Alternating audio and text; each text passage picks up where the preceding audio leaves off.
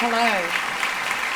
Hello everyone, thank you so much for coming to this session of All About Women. I'm Edwina Throsby and I'm the Head of Talks and Ideas here at the Sydney Opera House, and I'm sitting here with the wonderful Chanel Miller. So I've actually been thinking for weeks about how I was going to introduce this session because actually it's not easy. I'm sitting next to this creative powerhouse who is an amazing illustrator, a printmaker, a drawer, an artist. She does stand-up comedy. She writes so beautifully. And yet I'm kind of obliged to introduce her by something that happened to her that she didn't choose, that she didn't consent to, and has had to deal with the ramifications of kind of since. And that felt screwed up to me. But here we are to talk about the subject of her book, which, as we know, is about sexual assault and about her sexual assault. I imagine that you all know that is what we're talking about now, and if anybody didn't, for whatever reason, or is in the wrong theatre, now is a good time to leave if it's not what you want to talk about. But I think it's important that we come together in public to talk about this, because I think this is one of the problems we have with this topic. It is so shrouded in taboo, and that's a silencing technique. That's what they do to make us not talk about it. And I think that it's important to acknowledge that while it wasn't Chanel's choice to be raped, it is your choice to speak up. That was something that you have done intentionally and after a lot of thought. And you needed to do that, both for yourself, but for all of us. And in doing that for all of us, you not only changed the law in California, you changed the way as a society we think and talk about this issue. And I think that's really profound, because I think that's true. I think that there was a shift as a result of this trial, and I thank you so much for that. Chanel Miller, welcome to the Sydney Opera House. Thank you.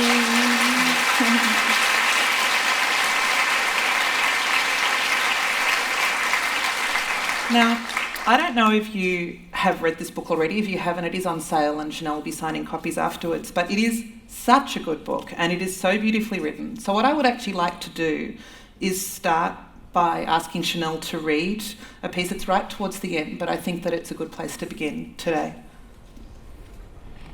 Okay.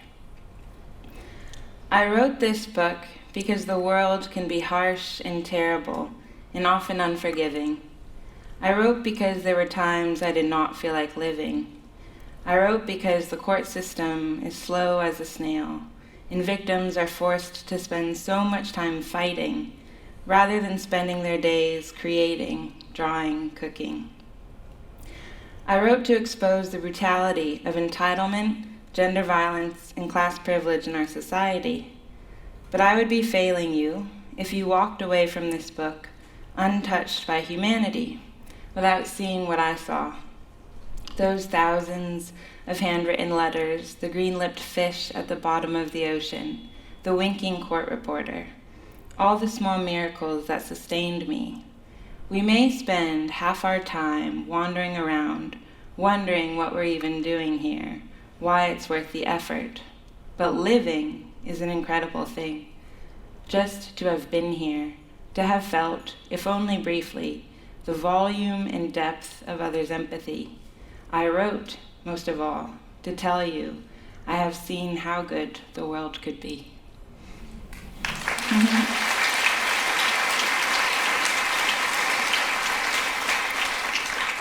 I think that there is such a hope in this book. I really do, and it charts some dark times. But I don't want to dwell on the night that Chanel was assaulted, because it's been said enough. And I think sensationalising these stories diminishes the fact that they're really, really, really common. So let's just get it out of the way. Yes. So can you, just in basic terms, get us through like that first experience so we can move on to talk about what happened next? Yeah, so I graduated from college. I'd moved home and lived with my parents, started my first little entry-level job. And one weekend, my younger sister came home, and we decided to go out to this party at a fraternity at Stanford University, which was basically in my backyard. So we got to this party. We're like dancing, having a good time. The beer tasted like pee. The music was bad. Like the bass was like so loud. And there was guys with their like hats on backwards. It was like a whole thing. But it was kind of a good memory, honestly. So my last memory is standing on the patio with my sister and her friends. And the next thing I knew, I woke up in the hospital. And I had dried blood on my hands. And I had pine needles in my hair. And I was wearing hospital pants. I didn't know how. And when I went to the restroom, I discovered that my underwear was missing. A police officer told me that I had reason to believe I'd been sexually assaulted, which didn't make any sense. So I sort of waited to get the clear, and they said, no, you gotta get a rape kit done. So I thought, fine, I'll just do whatever I need to do so that I can get home faster. So I underwent a multi-hour exam, extremely invasive, but in a way nurturing because of the nurses who gave me the exam, which is really important. And the detective came after I was done, and I had to recall the events of the evening. And I'll also note that his demeanor was really vital to how I presented my story. And I didn't know, but what I said that morning would come up again and again each time I testified in court. Anytime I said something that deviated from that original story that I told right after getting a rape kit done, I would be pinned. But if the detective hadn't been, non-judgmental, I might not have given him anything. I might have flubbed up some of the details, and that could have hurt me later on. So I'm just saying, already something was at work, and all these details mattered way beyond my comprehension. I was sent home, and I got a call, and they said, do you want to press charges? Oh, so I knew that a guy had been at the party and that he had been acting weird and was chased away and was arrested. I didn't know that he had been found on me or that we had made contact. You had no memory of him at all? No, I don't know who he is. So, sorry, I'm trying to nutshell this. So I get home, they said, do you want to press charges? I thought what it meant was, do you agree to let the police do what they're supposed to do? Mm. So I was like, yeah. And then 10 days passed. I didn't even know what the charges were. 10 days passed and I was at work.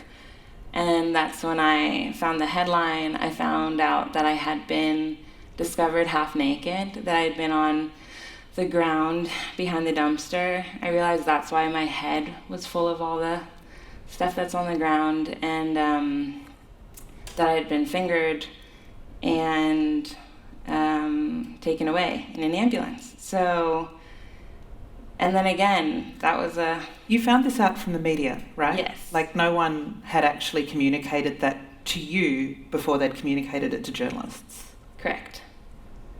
And that had a long-term hurt in that the story was never given to me by a human. And I think so much of how we process what has happened to us is by the signals we receive in our environment. Had someone sat down from me and told me and looked me in the eye and given me a cookie or given me a hug, I would have understood okay, this happened, but I'm supposed to be taken care of now, versus this happened and you're on your own and your body's up for grabs. And what it did was establish your relationship with the case, which is as a sort of bit part sidelined, kind of, agency-less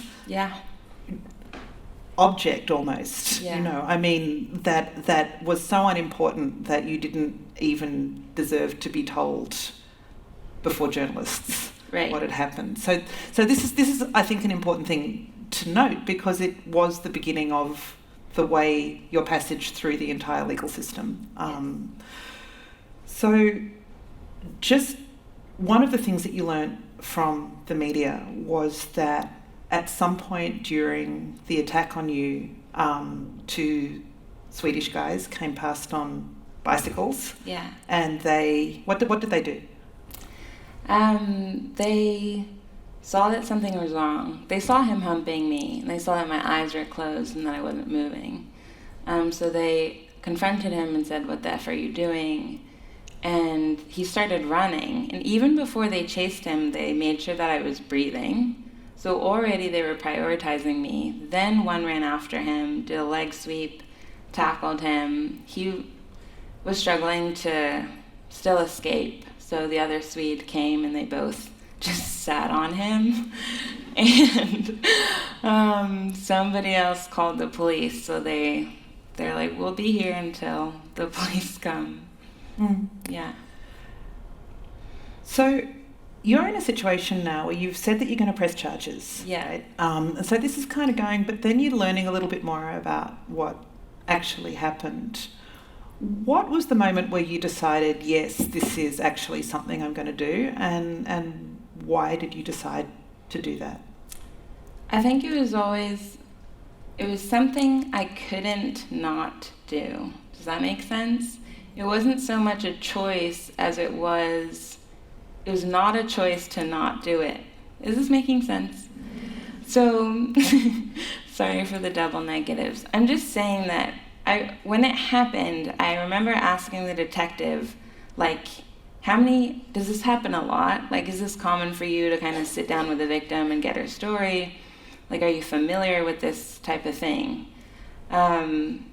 And he's immediately said, "You're in the smallest percentage, that few even get reported and even fewer have witnesses." So I understood from the very beginning that I was in this little sliver.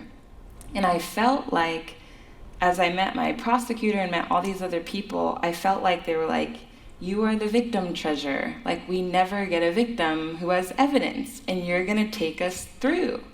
And I felt like I had this responsibility. It doesn't matter anymore if I can't work, if I can't sleep. Like, this happens, this never happens.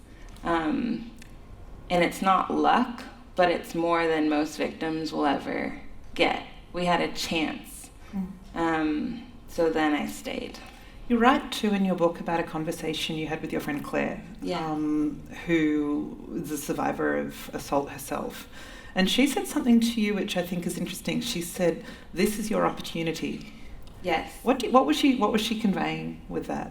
My friend, when she was in university, had tried to move forward. She had reported her case, gotten the rape kit done, wanted to go on, but was inhibited. There were so many obstacles preventing her from moving forward. They're saying, "You don't have enough," or "Wait, come back." She would call, get no response. And I had spent a lot of time thinking, "Oh, this is my burden. Like, I've been thrown into the system. I feel like someone just clipped a little leash on me and was dragging me through from court thing to court thing." And, when I heard about her story and she was like, "This is your opportunity," I realized all these doors were opening for me that don't often get open for victims. And they were doors to horrible places, but ultimately there was a chance that justice was waiting at the end. But justice spoiler alert here, justice wasn't really waiting. You had this sort of perfect case, this perfect kind of, set of circumstances that made, your prosecutor and people pretty confident that this could. But do you remember your first day in court? At what point during the legal process did you go, "Oh shit"? That's really interesting. Yeah, a lot of shit. Yeah, I remember, so the courthouse is very small. It's this little square building, very stale. And there's a waiting room, which I call the victim closet, where we always had to wait for hours in order to be called in. And I remember my advocate was there, and she gave me this long blue wiener dog that had all these spikes and was squishy. I was like, why is she giving me this? And she's like, take it in with you. And I was like, okay. And then she was like, also put your feet on the ground flat if you ever feel overwhelmed, because that'll help you feel grounded. And I was like, what is she talking about? Like, of course my feet are on the ground and I don't need the wiener dog. And you're telling the truth. Yeah. You just go in and do your thing. But then, like, the double doors open and the judge is sitting there. And again, it's the signals you receive. He's sitting at the highest point in the room. So already you're like, he's the ruler. I'm inferior. When you sit in the testimony stand, it's like this little box. You feel boxed in. There are no windows.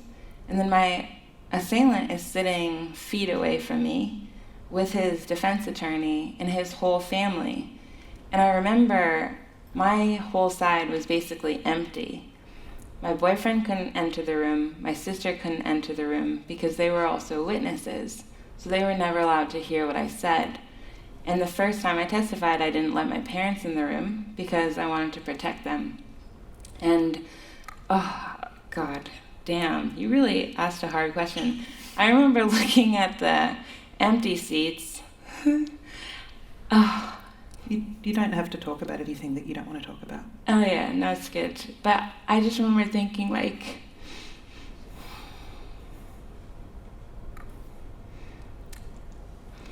you just have to actively remember that you are still tethered to society. And you also have to remember that the environment is not built for you to succeed. Like, you are actively being isolated. You are actively receiving signals that are meant to threaten you and make you afraid to keep going, or make you afraid to say anything when your attacker is sitting there.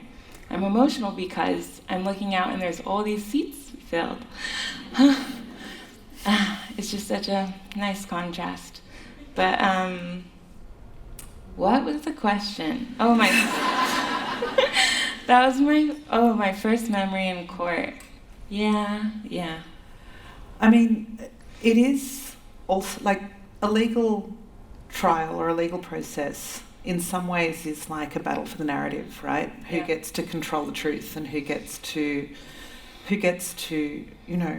make that their story. Yeah. And this was again a kind of problem for you because the media by this point had gone like ballistic on the identity of your assailant. Yeah. He was this young man with such potential, and he was this swimmer who was wanting to be a surgeon, and, he came from this great family, and it was just this thing that he did that was like, what guys do. And this was a really dominant narrative, and it's hardly surprising that it got traction because it's a really old narrative. Yeah. And meanwhile, you were the victim behind the dumpster. Yeah. And that, I think, was something that they really played on, right? Yeah, no, from the very beginning, he was part of a school. He was part of a swim team. There was always this sense of belonging. And it always felt like he was missing from something. Like he is an active participant in society, and now he's deviated from that. But it's only temporary because ultimately he belongs to these greater institutions and programs, and it was so strange that I never felt like I belonged to anything. Like it was not implied that I had been extracted from a life or a family or things that I was doing. I sort of just appeared as this body that had been found. And was photographed. And was photographed and like put on a projector like this for everyone to sort of evaluate, like that is her left butt cheek, photo 43. And I could never grow beyond that. I wasn't allowed to. Yeah. There was also a kind of attitude by the defence. Well, there was a lot going on, but I think that there was an expectation that this wasn't something that was part of his script. like, as you say, it was an aberration. And I think the entitlement of him and his family, I mean, he never said sorry. Yeah. Ever. Yeah. But then in terms of this, like, desire to control the narrative, the other thing that they really played on was the fact that you couldn't remember. Yeah. You know, that was like, that they were allowed to make that story then. Yeah. How was that for you? Yeah, like you said, they treated it like a single incident rather than something that changed the entire trajectory of my life. And with memory, I believed them for a long time that I didn't have anything to offer. Like, I remember crying because I felt so bad that my prosecutor was staying up all night to prepare the case. You know, the Swedes were missing school to come in, like lab technicians were all coming in to fight for me. And then the microphone goes to me and they're like, what do you remember? And it's like, nothing. You know, like, I felt like I gave nothing to my team. And this idea was like pounded onto me again and again by the defense. Even if my prosecutor was asking me questions, I would answer and he'd say, objection, she has no memory. And I'd have to stop talking. And eventually it made me just like slowly back away and be like, maybe he's right. But in the process of writing this book, I just slowly realized I don't care if there's a hole in the story. It's still my body that I have to live in every day. And beyond that, I'm observing things all the time. You know, nothing is getting lost on me. Even if I'm weeping and snotty during trial, I still see you looking at me. I still see the reporters scribbling. And like, all of this is getting taken in, and all of it is just as important to the story. And so when they'd say she has no memory, I was like, I have 400 pages of memories I'm about to drop on you. And it's really important to realize your story is no less valid just because you have a piece missing. It's your body.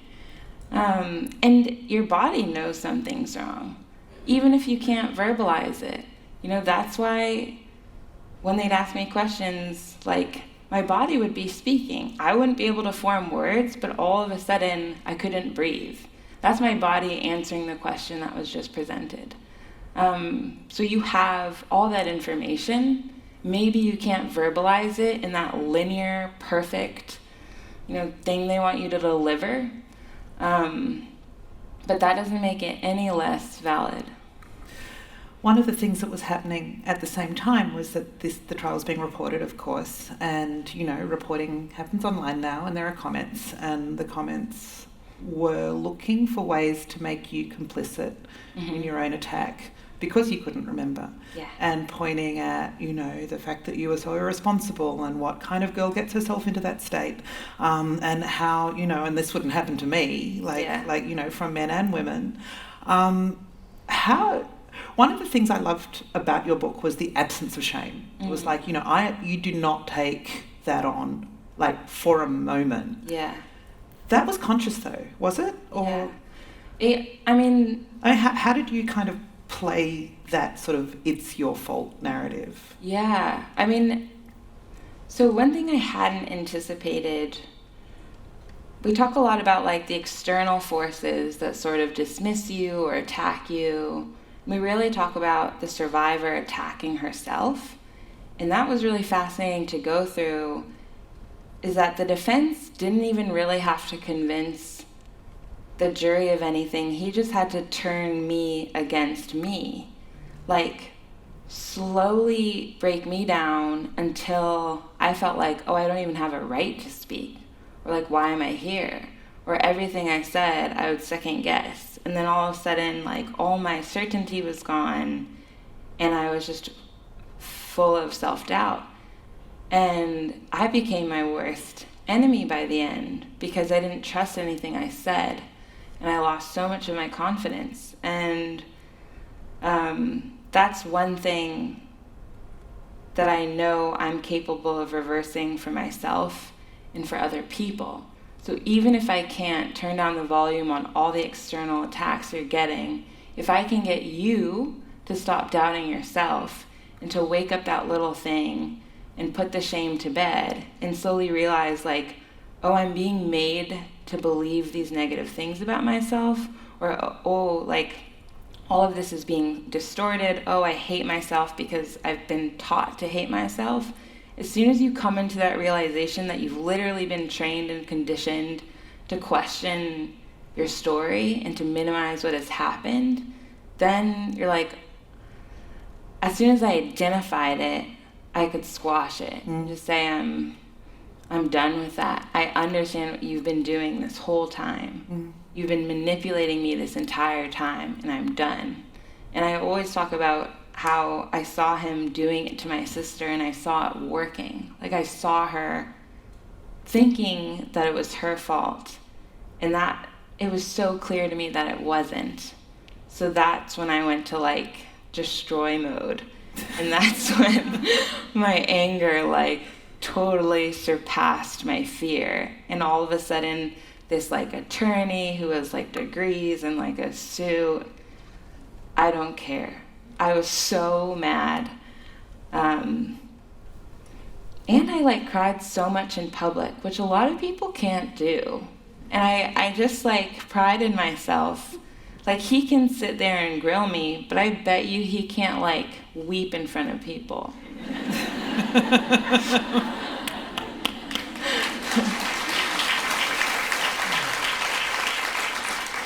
I think that is a really common experience for survivors. You write in your book, pain when examined closely became clarity. I knew what the attorney had come here to do, and I would not let it happen. He believed he could break us, but from this day forward, I would begin to build.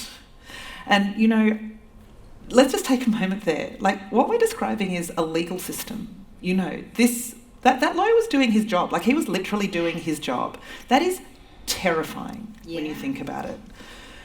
So it wasn't just what was going on in the courtroom for you. Like this was a really drawn out process, and you had to wait ages. It wasn't like, you know, there was the attack and then like 2 weeks later there was the court case, right. And then there was like this was an astonishingly drawn out process that had a massive personal impact on kind of every aspect of your life, right?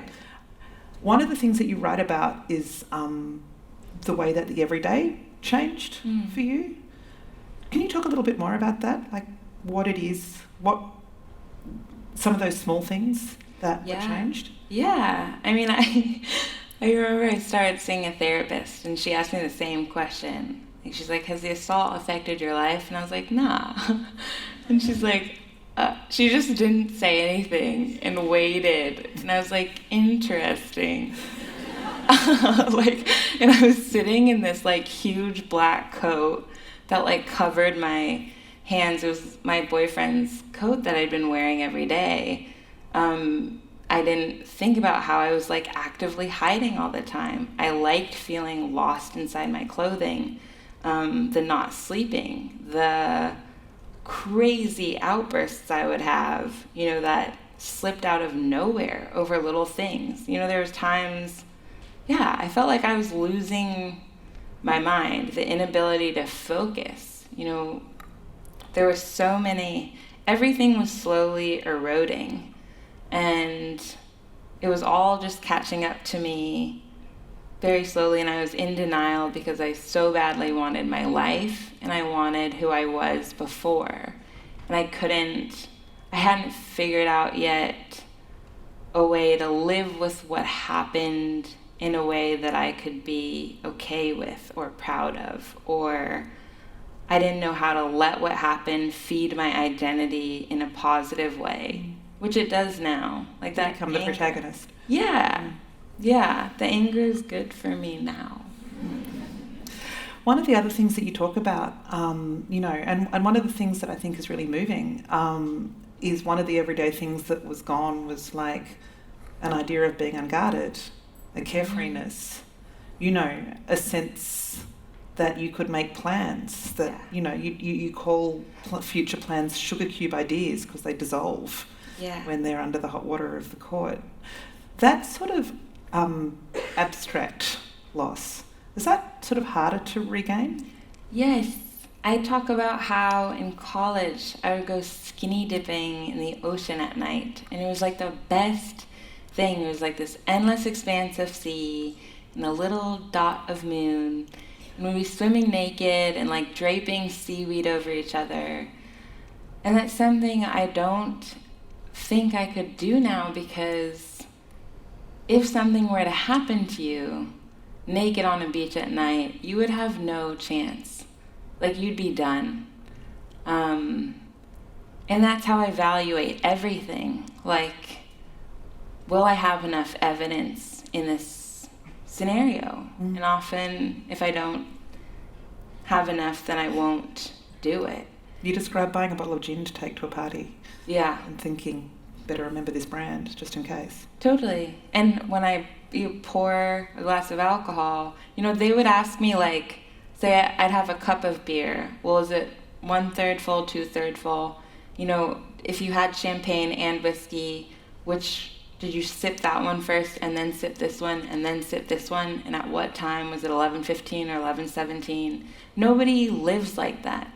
And, I say in the book, my therapist said, you cannot live under this level of scrutiny. And even though I still hear those questions, I still feel this, like, omnipresent jury. I can turn them away. I can choose to keep living, even if it's still there. There's another thing I wanted to say that I forgot. Oh, I can't help you with the forgotten part.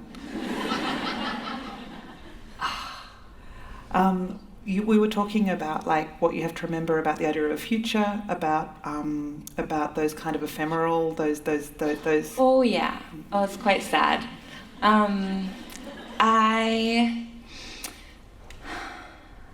think after it happened, like, I expected certain things. Like, I expected Stanford to reach out. I expected an apology from my attacker. And I think I had so much trust. I had so much trust in my hometown. I had trust that the institution cared what happened to me and wanted to protect me. And when none of that materialized, so much of that trust got broken. And so many belief systems I had about how the world, about my place in the world, that I didn't even realize I had until they were gone. And it was so difficult just so scary to What should have protected you? Yeah, it didn't. And didn't. When it was tested. Wouldn't. Yeah. And that's really hard to articulate, and it's hard to retrieve, and it's something we don't really talk about. We tend to just focus on the physical because it's so concrete. But that's what trauma is, sort of a breaking of so many of your belief systems, being put inside a world where you no longer understand the rules. And you have to learn to navigate that new world. So tell me about the day that the jury delivered their verdict. Delivered its verdict. Yeah. Where to begin? They read it on a piece of paper, like an award ceremony. Yeah. So I got the call. I go in. So when I heard guilty, it felt like relief. And when they read out each felony, they go to each jury member to say, what was your personal vote? Even though it's unanimous, so obviously they all voted yes, they still make them say it. So they read the first count, and it was like, yes, yes, yes, yes, yes, yes, yes. Second count, yes, yes, yes, yes. And I was sitting there and, like, listening to these yeses just, like, raining down on me. But I was hit with this, like, sadness, because it was suddenly this validation of something that I already knew but had forgotten. Like that clarity that it was wrong, and of course you shouldn't have been assaulted, and of course he knew what he did because he literally ran away. Over the course of a year and a half, I had like drifted from the self that knew all those things, and the person sitting there like waiting to be told the verdict was this hollow person who was so hungry, who needed that external validation. And it was so sad to me when finally they were like, yeah, you're not crazy.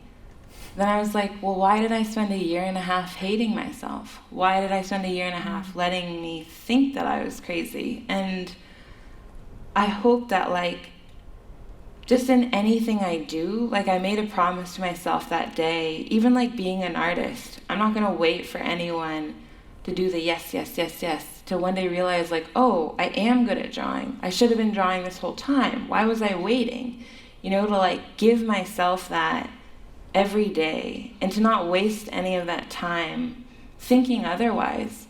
Because you don't wanna get to the end of your life and be like, I did deserve to swim naked. You know, I did deserve to be an artist and to be healthy and to be treated with respect, you know? And the sooner you can just give yourself that, the happier I will be. So you had a guilty verdict, unanimous guilty verdict, and the case was, you know, like it was done, right? Like you were done with it. But then there was the sentencing, and this is the thing. It's like, yeah, not yet. We're not done with you yet. Yeah. Because the assailant got sentenced to 6 months, which was commuted to 3 months through sort of a good behaviour system that they have in California. So 3 months, right? And you write in your book, my pain was never more valuable than his potential. In summing up, the judge spoke heaps of the potential of this guy and what was going to be taken from him. And his lack of, his total empathy with him and his lack of empathy with you was really startling. What did you do then? I mean, when I was writing this statement, I was like, okay, finally, you know, the verdict had been delivered. We had 2 months until the sentencing. I wrote the statement in about a week. Oh yeah, that's an important bit that I accidentally jumped over. So Chanel, is there anybody here who has not read Chanel's victim impact statement? That was you can go.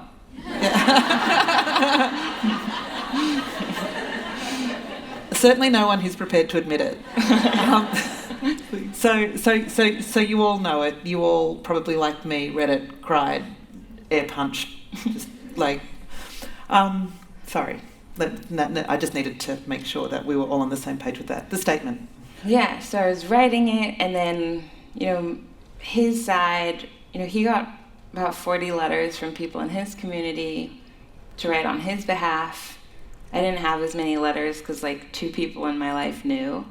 But I was like, it's okay, I got this. Like, and I thought the whole time, the whole issue was that they just couldn't hear my whole side of the story, because testimony, it's so stifling. You can't really truly speak openly. So it's like, oh, it's just a matter of making it known, and then everything will be okay. And then to read it, and I felt good when I read it, I felt good when I sat down, and then have it ignored. I hadn't even been preparing for that. And that was an entirely new feeling of like, oh, it wasn't a matter of them not hearing you. They heard you. It just doesn't matter. And I just never want anyone to have to feel that. Because where do you go from there? Like, I remember going home and my family was angry and everyone's like, it's okay, we're going to keep fighting. And I was like, no, I'm done fighting. Like, that was everything I had, and I don't understand what else I can do or say. Oh, that was a dark night. And so, yeah, I mean, I talk about how I'm very proud of who I am and where I am now, but there are many times where I did give up on myself. Like that night I was like, I'm done writing, you know? Like I failed. And the only reason I am here is because other people refused to give up on me. And, you know, the statement went out the next morning, and just like, then it took off. And yeah. So we'll come back to the statement and what happened then, but I just want to take a moment because we've been really focusing on the process, but another thing that was going on in the background was your incredible family. You know, your sister went through a horrible time with this. I mean, you all did, but your sister particularly, I think, and you write about how protective you were of her. But I want to talk about your mum. She is like a force of wisdom. Like she's like Yoda in this book. Tell me about her background and how that was important for what you decided to do once the statement had been read and you had this choice about whether to turn it into something bigger or whether to stay anonymous. Yeah. I mean, she's always... the way she perceives me has always been like so big, and not in a way that's like, oh, you have to fulfill this success, whatever. It's just that like the way she sees me is big and powerful, and as I grow up I feel like I've just slowly grown into this idea of me that she already has or has seen for me all my life. And she came from China when she was about 26, almost my age now. Out of the Cultural Revolution, right? Yeah. After the Cultural Revolution, you know, she is a writer. She felt really oppressed, came to America because she wanted to speak freely. She's the one who taught me that it is a privilege to be able to talk back, and when you have the opportunity, take it, because that's our right. I was almost going to say here, but we're not in America, but it's also great here. And she was the one who said, you know, like, I had a total breakdown one time. Well, many times, but like this one time I had a breakdown. And she was telling me about how when she was young, she didn't even know what a swimming pool was, had never seen one, you know, and now she raised my sister and I in a house with a swimming pool and border collies and orange poppies growing on the side of the highway when we had a convertible. And she's like, I literally could not have imagined this or projected herself into the life that she had. And she's like, and the same applies to you. You know, right now you feel isolated in this court system and you're being suffocated by these mean people. But that won't be your life. And you probably can't imagine your life. You can't imagine that you'll be inside this, like, this Sydney Opera House, full of wonderful people. And she was completely right. And her, you know, career as a writer, I think, was really instructive to you. I mean, you know, when you put out that victim impact statement, you know, there were people, including the judge and including a bunch of people who went on record saying that you hadn't written it, because how could you possibly have written it?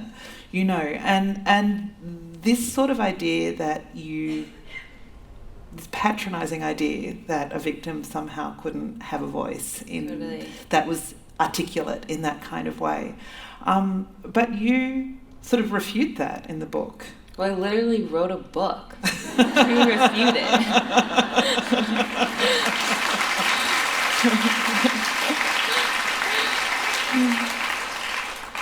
So, you wrote a book, Chanel. Yeah.